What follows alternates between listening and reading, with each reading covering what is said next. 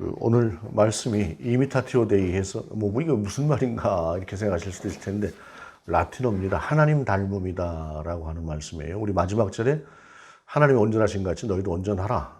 그렇게 하나님을 닮아라라고 하는 그 말씀이다라고 할 수가 있겠습니다. 오늘이 6.25 기념주일이죠. 6.25 기념주일인데 6.25 기념주일이면서 그 안에 좀 더 이제 각 교단마다 주일별 명칭이 좀 달라요. 우리 같은 경우는 이제 북한 선교주일입니다. 오늘 북한 선교주일이고 또 어떤 교단은 오늘이 순교자 기념주일입니다. 또 어떤 교단은 오늘이 민족화해주일이기도 합니다.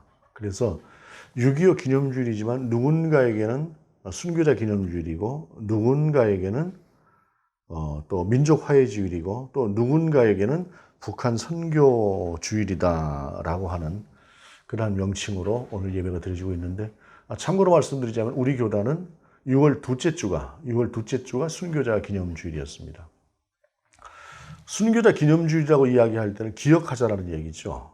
이 땅의 6.25를 통해서 그 수많은 우리의 믿음의 선조들이 죽임을 당하면서도 신앙을 지켜냈다라고 하는, 그리고 또 거기에는 그렇죠. 믿음을 가지고 있고 그리스도인이라고 하는 이유 하나만으로 무참하게 또 죽임을 당했던 거기에 대한 기억을 우리가 또 하자라고 하는 의미가 순교자 기념주일에 있습니다. 그 다음에 이제 북한 선교주일이라고 하는 의미는 그렇게 우리가 아픔을 겪었음에도 불구하고 그럼에도 불구하고 마치 이 선교지에 갔던 선교사들이 그 땅에서 죽임을 당했어도 그 뒤에 다시 또 후손들이 또는 후배들이 그 땅을 찾아가서 그 땅을 복음화하려고 하는 그러한 사랑의 마음으로 그 땅을 품자라고 하는 것처럼 북한 선교주일이라고 하는 얘기에는 또 그 안에 그런 의미가 담겨져 있습니다. 민족화해주일이라고 하는 얘기는 조금 더 나가죠. 거기에는 우리가 갈등과 반목과 증오가 아니라 그래도 한 민족이라고 하는 것을 생각하고 두 민족이 하나가 되었으면 좋겠다라고 하는 염원을 담은 것이 순교자 기념주일, 북한 선교주일, 그리고 민족화해주일이라고 하는 각자 다른 명칭이지만 그 안에 담겨져 있는 의미다라고 할 수가 있겠습니다. 이것은 서로 틀린 것이 아니라 다른 것이죠. 각도가 좀 다릅니다. 그러나 모든 날들이 다 주일로 끝난다라고 하는 것은 그 모든 것을 하나님 안에서 해결하고자 하는 믿음을 가진 신앙인들의 자세다라고 할 수가 있겠습니다.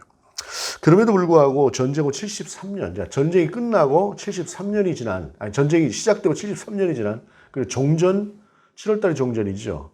그리고 70년이 지난 오늘날에 있어서 우리에게 북한이란 어떤 존재인가라고 하는 것들을 생각해 볼 때 참 복잡해지는 것 같습니다. 과거에는 한 민족이다라고 하는 개념, 그리고 우리의 소원은 통일이다라고 하는 개념에 별 차이가 없었으나 지금은 전부 다른 것 같아요. 젊은 세대는 젊은 세대대로 저들과 같이 통일을 했을 때 우리가 그런 리스크를 안고 가야 되는가라고 하는 생각들을 많이 하는 것 같고, 또 나이가 든 제 또래 그리고 그 이상의 세대에서는 우리가 가서 그냥 저들을 무력으로라도 굴복을 시키고 또 그렇게 통일을 해야 되지라고 하는 통일에 대한 어떤 개념 같은 것들도 좀 그런 것들이 있는 것 같고, 참 여러 가지로 복잡한 상황 가운데서 통일이라고 하는 것은 과연 어떤 것들일까라고 생각을 할 때에 하나님께서 통일을 허락하지 않는 통일은 우리에게 불가능한 것이다라고 하는 사실입니다.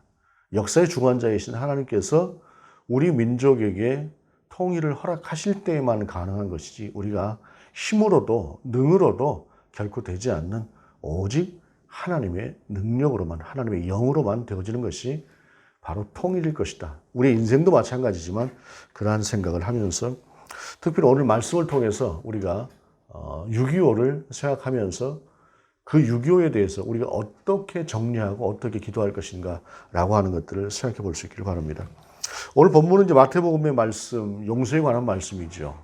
살면서 용서라는 것처럼 참 힘든 것이 없는 것 같습니다. 여기서 말씀하시는 용서라고 하는 것이 서로 투닥투닥하고 아우 꼴 보기 싫어 이 정도를 이야기하는 것이 아니라 정말로 원수처럼 여겨질 만한 그러한 상태의 용서를 이야기한다고 보는 것이 옳을 것입니다. 사람이라고 하는 것이 속이 좁아서 작은 것에도 쉽게 그냥 마음이 상하고 또 돌아서고 그렇습니다만 또 그러니만큼 또 작은 것에도 감동하고 작은 것에도 돌아서서 또 쉽게 풀어지는 것이 인생이긴 합니다. 그런데 살다 보면 이런 정도의 개념이 아니라 정말 내 속에서 도저히 용납이 안 되는 그러한 경우들을 살다 보면 몇 번쯤은 경험하는 것 같습니다. 사실은 저도 제 안에 그렇게 되지 않는 그런 대상도 없지는 않습니다. 그래서 생각을 안 하려고 하는 그런 대상도 제 안에 있기는 합니다. 바로 그런 이들에 대해서 오늘 본문이 용서에 대한 말씀을 주시면서 이야기를 하시는데 38절에 또 눈은 눈으로 이는 이로 갚으라 하였다는 것을 너희가 들었으나 라고 말씀하고 있어요. 이 말씀을 누가복음 6장에서도 오늘 본문에 나오는 용서에 대한 말씀을 똑같이 하고 있습니다. 똑같이 하고 있는데 누가복음 6장에서는 전혀 기록하고 있지 않는 말씀을 마태복음은 기록하고 있어요. 눈은 눈으로 이는 이로 갚으라 하였다는 것을 너희가 들었으나 라고 하면서 그게 아니다 라고 하는 것을 설명하시는 이 앞에 눈은 눈으로 이는 이로라고 하는 이 말씀을 마태복음은 붙이고 있어요. 이유가 무엇이냐면 누가복음에서 용서를 이야기할 때 누가복음에 있어서 용서는 전혀 이상할 것이 없어요. 그냥 용서해야지. 그게 하나님의 뜻이라는데 용서해야지 라고 하는 것인데 유대인들에게는 용서라는 개념을 이야기를 할 때 이게 부딪히는 게 있어요. 그것은 뭐냐면 유대인들은 하나님의 공이라고 하는 측면에서 주신 어떤 율법 가운데 눈에는 눈, 이에는 이라고 하는 이 가품이라고 하는 부분이라고 하는 것이 하나의 공의처럼 그들 가운데 세워져 있는 부분이 있어요. 그래서 용서라고 하는 것은 그냥 쉽게 용서라고 하는 개념보다는 응징을 해야 될 때는 반드시 응징을 해야 된다라고 하는 것이 유대인들 속에 가지고 있는 생각이었어요. 그렇기 때문에 그들 가운데 용서해라 하게 되면 무슨 소리야? 율법에서 응징할 것을 응징하라고 말씀하셨는데 라고 하는 생각을 유대인들은 하는 것이에요. 그래서 오늘 본문에서 주님의 말씀은 눈에는 눈, 이에는 이라고 말씀하였으나 나는 너에게 이르노니 라고 하는 전제를 붙이면서 가는 거죠. 그래서 우리는 사실상 모든 것에 있어서 자기의 주장이라거나 생각이라거나 이런 것을 이야기할 때에 상대하고 부딪히는 부분에 있어서는 이러한 전제를 설명하고 가는 것, 납득을 시키고 가는 것이 중요한 것이에요. 세상을 살다 보면은 내가 분명히 옳은 것이 있어요. 내가 분명히 옳은 것이 있으나 그 옳은 것이라고 하는 것을 주장함에 있어서 과정이 생략돼 버리면은 그 옳은 것이라고 하는 명분조차도 결코 상대에게 전달되지 않는 경우들이 참 많습니다. 왜냐하면 이와 같은 설명을 하고 있지 않기 때문에 그렇습니다. 이방인들에게 용서해라? 우리 주님께서 이렇게 말씀하셨다? 아, 그렇군요 하고 받아요. 근데 유대인들은 용서해라 하기도 무슨 소리입니까? 율법 이런 게 있는데?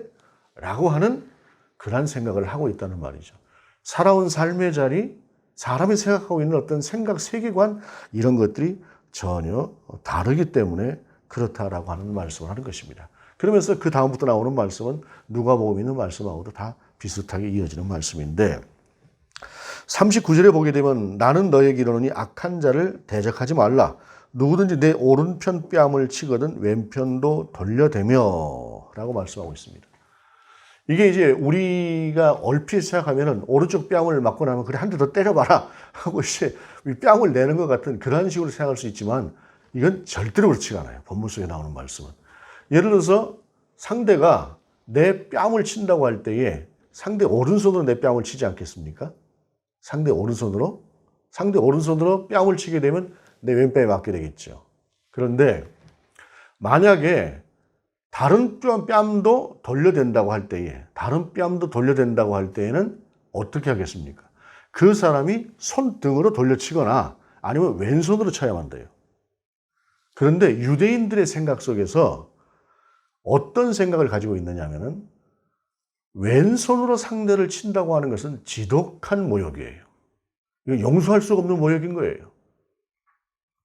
칼을 뽑아라. 결투를 하자. 이 정도가 될 만큼 왼손으로 상대에게 뺨을 맞는다고 하는 것은 대단한 일입니다. 오늘날 시대에도 우리가 뺨을 맞는다고 하는 것은 최고의 모욕일 수 있어요. 그런데 과거에도 그랬을 겁니다. 분명히. 그런데 그냥 뺨을 맞는 정도가 아니라 왼손으로 뺨을 맞는다고 하는 것은 그만큼 수치스러운 얘기고 이것은 반드시 눈에는 눈, 이에는 이의 개념으로 갚아줘야 되는 것이 옳은 것이라고 하는 것을 그 사람 생각을 하고 있었던 것이에요.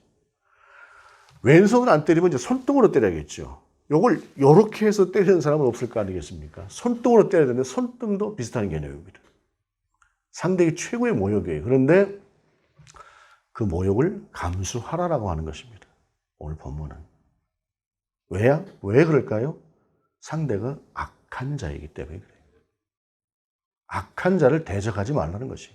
악한 자를 대적하게 되면 마치 온몸이 오염되어 있는 사람이 무엇인가 공격을 해야 될 때에 그 사람과 더불어 싸우게 되면 나까지 온몸이 지저분해져 버리는, 오염돼 버리는 그런 상태가 되기 때문에 오늘 본문의 말씀은 악한 자는 대적하지 말고 차라리 한 대 더 맞아주고 말아라 라고 하는 것이 악한 자를 대적하는 그 모욕적인 상황에 대해서 그렇게 이야기를 하는 것입니다. 모욕을 받더라도 차라리 그 모욕도 감수해라 라고 하는 것이 오늘 본문 속에서 말씀하시는 왼뺨을 치고 오른뺨도 돌려대라고 하는 그 말씀이다 라고 하는 것입니다. 그러면서 이어서 또 너를 고발하여 속옷을 가지고자 하는 자에게 겉옷까지도 가지게 하며, 이거는 송사 중에 일어나는 일이죠. 세상에 속옷을 달라고 고발을 해야 되는 세상이에요. 이때의 세상은. 근데 이 속옷이라고 하는 것이 우리가 생각하는 것처럼 우리가 지금 속에 입는 속옷은 아니에요. 고대에 있어서 속옷이라고 하는 것은 일상복과도 같아요. 일상복과도 같아서 이스라엘 사람들에게 속옷이라고 하는 것은, 그래서 뭐 밭에 나가서 일할 때 이 사람들은 이 속옷 입고 일을 합니다. 속옷 입고 일을 하고 하는데, 겉옷이라고 하는 것은 어떨 때 쓰느냐? 예의를 갖추어야 되는 곳에, 외출을 할 때 누군가를 만나야 되는 곳에 있어서 그럴 때 입는 옷이 겉옷입니다. 그래서 이 속옷이라고 하는 것과 겉옷이라고 하는 건 좀 구분이 되는 것이에요. 그래서 특별히 이 겉옷이라고 하는 것은 이스라엘 사람들 같은 경우는 여행을 하다 보면 노숙을 할 때도 있는데, 이때 반드시 겉옷이 있어야 겉옷을 이불처럼 뒤집어 쓰고 그렇게 잠을 청하기도 하는 것이 이 겉옷입니다. 더군다나 또 이 겉옷은 사람의 명예와 권위라고 하는 것이 이 안에 포함이 되어 있는 것이에요. 옷을, 예복을 입지 않고 온 사람에 대해서 쫓아내었던 복음서의 이야기를 우리가 알고 있지 않습니까? 그것이 왜 그러냐면 겉옷이라고 하는 예의를 갖추지 않는, 그런 예의를 갖춘 옷을 입고 있지 않았기 때문에 그래요. 그래서 겉옷이라고 하는 것은 낡았고 깨끗하고의 개념을 떠나서 반드시 있어야 되는 옷입니다. 그래서 꼭 필요한 자리에 갈 때는 그 겉옷을 입고 가야 되는 것이고, 그렇지가 않을 때는 그냥 속옷바람으로 가는 것처럼 그렇게 되어지는 것인데, 얼마나 힘든 세상이면 이놈의 속옷이라고 하는 것을 서로 가지려고 송사를 하겠습니까? 그런 송사를 하게 될 때에 그 속옷 달라고 하면 차라리 겉옷까지도 줘버려라 라는 것입니다. 이 말씀은 그만큼 방점을 찍고 강조를 하기 위한 것이지, 그럼 속옷 겉옷 다 주고 나면 벌거벗으라고요? 이런 의미는 아니죠. 정말로 너에게 무엇인가를 뺏어가려고 하는 사람을 향해서 그렇게까지도 주라 라고 하는 것이 본문의 말씀이라는 것입니다. 우리 주님께서 십자가에 달리실 때, 그 달리실 때의 그 모든 상황을 사복음서가 다 기록을 하고 있어요. 사복음서가 다 기록을 하고 있는데, 그 사복음서가 다 기록을 하고 있는, 또 기록하고 있는 한 대목이 무엇이냐면 우리 주님의 옷을 로마 군병들이 서로 나누어 갖겠다라고 하는 것입니다. 조각을 낼 것이냐 통째로 가질 것이냐, 이것을 가지고 그들이 제비를 뽑고 있는 것이 사복음서 모두에 기록이 되어져 있습니다. 그만큼 겉옷이라고 하는 것은 그때 당시에 중요한 것인데, 작은 것을 얻으려고 송사하는 그들에게 큰 것까지도 내어주라라고 하는 것을 말씀하고 있는 것입니다. 41절에 보게 되면 또 누구든지 너로 억지로 오리를 가게 하거든 그 사람과 심리를 동행하고 라고 말씀하고 있는데, 이것은 공권력에 관한 것들입니다. 이때 당시에 로마의 공권력이라고 하는 것은 무엇인가를 옮길 때에 인력이라고 하는 것이 필요할 때에는, 자기들만으로 안 될 때는 누구든지 유대인들을 잡아서 오리까지만큼은 그 사람을 통해서 그 물건을 운반하게끔 되어져 있어요. 그런데 이것이 그냥 단순하게 노동력만 제공하는 것은 아닙니다. 이스라엘 사람들에게 있어서 로마인이라고 하는 것은 적개심의 대상이고 타도해야 될 대상이에요. 우리식으로 말하게 되면 일제시대의 일본인과도 같은 그러한 느낌을 갖는 정도다라고 생각할 수가 있을 것입니다. 그들이 이 땅에 와서 통치를 하고 있고 권력을 휘두르고 있고 하는 것도 속에서 힘든데, 타도하고 싶은데, 그들이 어느 순간인가 나를 불러다가 억지로 그것을 시키는 것이에요. 이게 얼마나 힘든 일이겠습니까? 정말 힘든 일일 것입니다. 그런데 그렇게 오리를 가자고 하는 것도 심리를 가주라라고 하는 것입니다. 부당한 권력, 원수로 여겨지는 그들 가운데도 그렇게 하라는 것이에요. 그러면서 주님은 42절 이하에 내게 구하는 자에게 주며 내게 꾸고자 하는 자에게 거절하지 말라. 또 내 이웃을 사랑하고 내 원수를 미워하라 하였다는 것을 너희가 들었으나 나는 너희에게 이르노니 너희 원수를 사랑하며 너희를 박해하는 자를 위하여 기도하라라고 말씀하고 있습니다. 이 말씀이 앞에서 쭉 이어온 말씀을 하시기 위한 가장 중요한 것들이겠죠. 원수도 사랑하라. 원수도 사랑하라라고 하는 그 사랑에 우리 주님이 전하고자 하는 말씀에 방점이 찍히는 것이다 라고 하는 것입니다. 그런데 여러분, 이것이 가능한 일일까요? 이것이 쉽게 되는 일입니까? 여러분, 우리가 모욕을 당했을 때 과연 참을 수 있을까요? 부당한 어떤 권력에 그 압제를 받았을 때 그것을 참기 쉬운 것들일까요? 이 모든 것들이 쉬운 일이 아닙니다. 쉬운 일들이 아님에도 불구하고 주님이 왜 그렇게 말씀하셨을까요? 그것은 너희가 눈에는 눈, 이에는 이라고 하는 것으로 부딪히는 그러한 차원을 하나 넘어섰으면 좋겠다는 것입니다. 그것은 마치 무엇과도 같습니까? 우리 주님께서 십자가를 지시는 그때에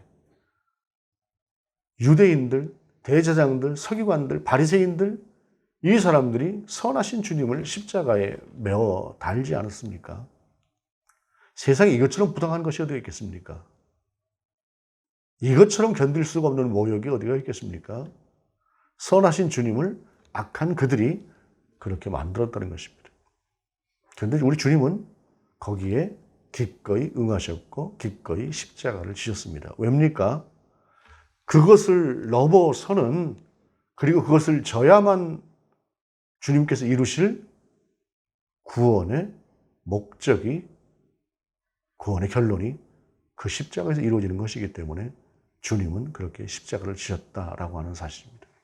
그래서 오늘 본문의 말씀을 우리가 이성으로 생각해 보게 되면, 더군다나 그때 당시 유대인들이 생각해서 이 말씀을 들어보게 될 때에는 이거는 용납이 안 되는 말씀입니다. 우리가 최고의 악으로 생각하고 있는, 최고의 적으로 생각하고 있는 저 로마 군병들이 와서 오리를 너 이거 지고 가라고 할 때 그것도 억울해 죽겠는데 거기서 내가 자발적으로 오리를 더 가주라고? 말도 안 되는 이야기죠. 말도 안 되는 이야기입니다. 아니 지금 속옷을 달라고 하는 것도 송사를 하면서 어떻게 해서 내가 이겨야 될 텐데 부당하게 그런 요구를 하고 있는데 거기다가 겉옷까지 내주라고? 그 겉옷을 내주고 나면 속옷은 일상복이고 일을 할 때 입는 옷이니까 한 벌쯤 더 있다고 칠 수도 있겠습니다. 그러나 겉옷은 두 벌을 가진 사람이 없었을 것이에요. 그것을 내주라고? 나는 어떻게 살라고? 당연히 그런 질문들이 따랐을 만한 일입니다. 이러한 가운데도 불구하고 주님께서 그들 가운데 그렇게 하셨던 것은 너희는 이제 다른 세상을 살아가는 사람들이다 라고 하는 것을 말씀하시기 위한 것입니다. 너희가 지금까지 가졌던 세계관, 너희가 지금까지 가지고 있었던 신앙관, 이것이 아닌 나를 믿고 나와 함께 살아가는 사람으로서의 그러한 삶의 가치를 너희가 두고 살아야 된다라고 하는 것을 우리 주님은 말씀하시기 위해서 그렇게 말씀하셨다는 것입니다. 그러면서 48절에 그러므로 하늘에 계신 너희 아버지 온전하신 것 같이 너희도 온전하라 라고 말씀하고 있습니다. 그러면은 하나님께서 온전하신데 우리가 감히 그 하나님처럼 온전해지는 것이 가능한 일입니까? 불가능한 일입니다. 그러면 이 말씀은 무슨 말씀일까요? 불가능한 것을 하라고 하는 말씀이 아니라 그 과정을 만들어내고 그 과정을 이겨내라 라고 하는 말씀이 오늘 본문의 말씀입니다. 하나님을 닮아간다. 오늘 본문 제목 말씀인 이미타티오 데이. 데이라고 하는 것은 하나님이고 이미타티오는 닮음이라고 하는 말인데 하나님을 닮는다는 이야기입니다. 하나님이 온전하신 같이 너희도 온전하라고 하는 이 말씀을 이 제목으로 뽑은 것인데 하나님을 닮고 하나님의 온전하심을 우리가 닮아간다라고 하는 것은 과정을 이야기하는 것이 결코 완성이 될 수 없습니다. 그것은 너희가 살아가는 세계관을 바꾸라는 이야기입니다. 억울한 감정, 분노의 감정, 거기에서 머물고 있을 것이 아니라 그것을 좀 넘어서라는 이야기입니다. 우리 주님으로 말미암아 높은 자존감, 그리고 주여 하나님이여 저를 용서하시옵소서 십자가상에서도 말씀하셨던 그 주님의 마음처럼 너희도 그렇게 살았으면 좋겠다는 것입니다. 오늘 6.25 기념주일이죠. 6.25 기념주일인데 대한민국 거의 모든 교회가 6.25 기념주일로 지키고 있을 것입니다. 저도 이제 지난주에는 몇 군데 6.25 기념주일 예배를 참석을 했습니다. 기념대회를 참석했는데 뭐 하나같이 이제 그냥 비슷하죠. 비슷한데 그 속에서 또 한 군데에는 기도하는 모임이었습니다. 북한이 하나님의 나라로 함께 우리가 갈 수 있도록 나눠진 둘이 하나가 될 수 있도록 하는 그 기도회를 하는 때였는데 열심히 기도를 하면서 그 땡볕 아래서 정말로 6월 23일 더운 날이었습니다. 더운 날에 그 땡볕 아래서 그냥 함께 기도하는 연세 드신 분들 그런 분들과 함께 기도를 했는데 저는 그나마 이제 햇볕이 가리는 그곳에서 앞쪽에 앉아서 있었음에도 불구하고 그 앞쪽도 더웁디다마는 아이고 노인 양반들 그 땡볕에 앉아 있는 거 보니까 참 마음이 안타깝기도 하더라고요. 그런데 한 마음으로 기도하는데 기도는 그분들이 얼마나 더 크게 열정적으로 기도를 하는지 몰라요. 우리들 기도는 보통 1, 2분 정도 하지 않습니까? 딱 앞에서 기도하시는 분이 15분 기도하겠습니다 하고 15분 기도를 하는데 그 땡볕 아래서 그 연세 드신 권사님들이 그렇게 기도를 해요. 말씀 들을 때 앞에 앉아가지고 듣는데 어떤 분은 제가 볼 때 80이 넘었어요. 80이 넘으셨는데 한복 곱게 차려입고 앞에 앉아있다 조세요. 꾸벅꾸벅 졸고 그러면서 중간중간에 아멘 해야 될 때 또 아멘 이렇게 잘 하시면서 이렇게 하시던데 그런데 그 기도를 들으면서 저는 안타까웠던 게 있습니다. 뭐냐면 저 정권이 무너지도록 무너져야죠. 당연히 무너져야죠. 그런데 왜 우리가 변해야 되는 것에 대해서 생각하지 않을까라고 하는 안타까움이 있었습니다. 하나님은 그냥 우리가 이대로 있는 것을 원하실까라고 하는 질문이 계속적으로 제게 있었습니다. 우리도 변해야 될 것이 분명히 있을 것입니다. 그것이 어떤 것일지는 모르겠으나 제 생각은 또 이렇게 변해야 된다고 생각을 하고 있으나 왜냐하면 제 생각이 옳은 것은 아니니까. 그러나 우리도 하나님 앞에서 듣고 바라보고 해야 될 것들이 있는데 특별히 오늘 말씀을 통해서 악한 자를 대적하지 말라라고 하는 이 말씀은 상대를 악이라고 하는 존재로 분명하게 규정을 한다고 할지라도 그 말씀을 통해서 말씀하시는 오늘 우리 주님의 말씀을 통해서 우리가 어떻게 해야 될 것인가라고 하는 것을 생각해 봅니다. 2000년 전에 유대인들에게 있어서 가장 크게 그들이 가지고 있었던 개념은 거룩이라고 하는 개념이었습니다. 코데시라고 하는 이 개념은 분리되는 것을 이야기합니다. 구별되려면 분리되는 것이죠. 저들과 같지 않고 저들과 같지 않고 이렇지 않고 저렇지 않고 하나님 안에서 분리되는 것이 거룩이라고 하는 말씀 속에 들어있는 의미입니다. 그런데 오늘 주님은 그 거룩이라고 하는 말씀 대신에 온전이라고 하는 말씀을 사용하고 있습니다. 온전이라고 하는 말씀은 히브리어로 타밈입니다. 타밈이라고 하는 이 말은 분리되거나 나눠지지 않는다는 말씀입니다. 이것이 서로 다른 말일까요?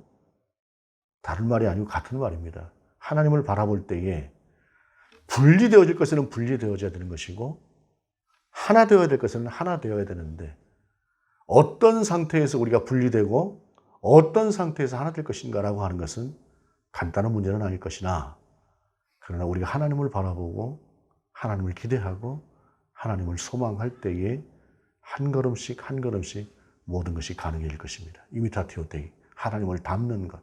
하나님을 닮는다고 하는 것은 바로 그렇게 하나님을 바라보면서 나가는 과정을 의미하는 것입니다. 그 과정을 통해서 하나님께서 이 땅의 역사도 그 역사 가운데 사용되어질 우리도 우리의 개인사도 그렇게 이루실 것이다 라고 하는 것을 바라봅니다. 이미타티오 데이, 하나님을 닮아가고 그 과정을 한 걸음씩 한 걸음씩 함께 해갈 수 있는 저와 여러분이 될 수 있기를 원합니다. 우리 안에 다른 것이 아닌 하나님으로 채워질 수 있는 그러한 우리가 될 수 있기를 원합니다. 기도하시겠습니다. 주님, 우리가 변하지 않는 그 신앙의 지조를 갖게 하옵소서. 그러나 그 변하지 않는 신앙의 지조 속에 갇혀서 하나님께서 변화되어야 되는 우리를 향한 주님의 뜻을 놓치지 않는 우리가 되게 하시옵소서. 그렇게 하나님을 닮아가는, 하나님을 따라가는 우리가 되게 하시옵소서. 주 예수 그리스도의 이름으로 기도드립니다. 아멘.